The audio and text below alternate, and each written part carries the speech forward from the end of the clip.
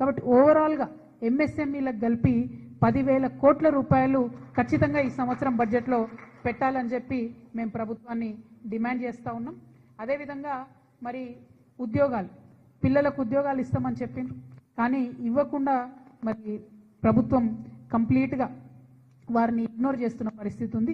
So పిల్లలకు ఏదైతే 2 లక్షల మందికి ప్రతి సంవత్సరం ఉద్యోగం ఇస్తామన్నారో ఈ సంవత్సరానికి 2 లక్షల మందికి ఉద్యోగాలు ఇస్తూ దానికి సంబంధించి 3,000 కోట్ల రూపాయలను బడ్జెట్లో పెట్టాలని చెప్పి మేము డిమాండ్ చేస్తూ ఉన్నాం.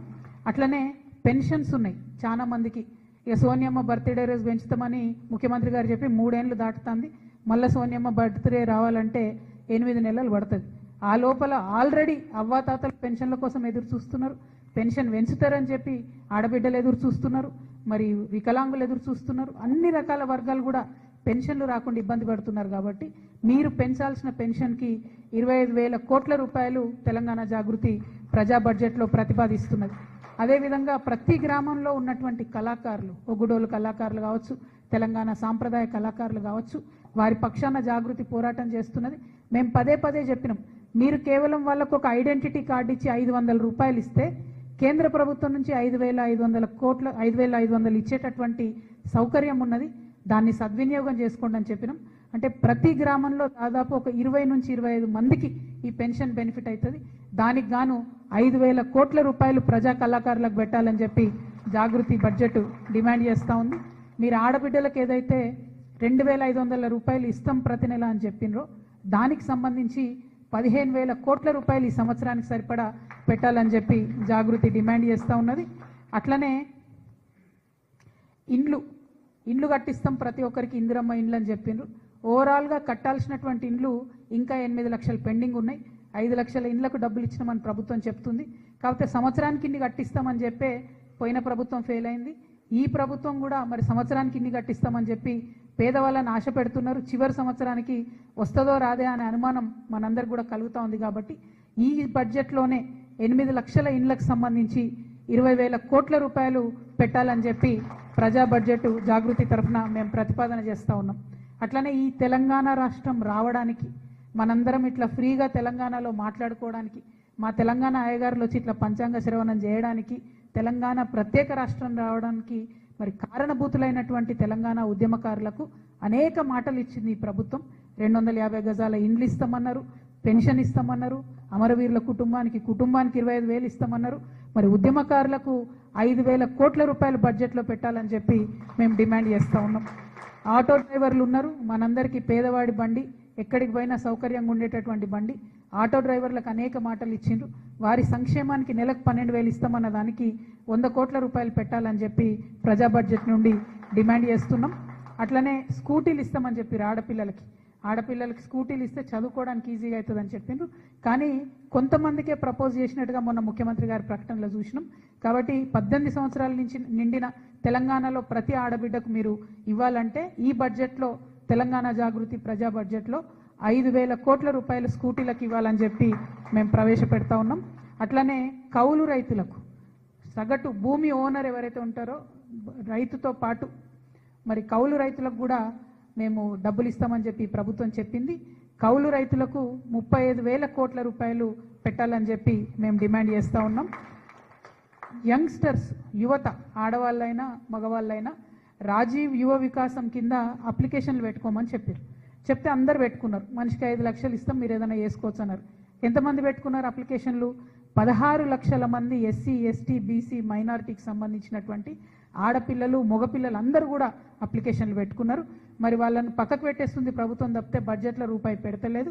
ఈ 16 లక్షల మందికి బెనిఫిట్ కావాలంటే 5,000 కోట్ల రూపాయలు మేము ప్రజా బడ్జెట్లో ప్రతిపాదన చేస్తూ ఉన్నాం. ఇక దాంతోపాటు నాకు అత్యంత ఇష్టమైనటువంటి మా బీసీ బిడ్డలకు సంబంధించి 20,000 కోట్ల రూపాయలు పెడతామని మీరు మాట ఇచ్చిండ్రు. ఆ 20,000 కోట్ల రూపాయలు పెట్టాలని చెప్పి నేను ప్రతిపాదిస్తూ ఉన్నాను.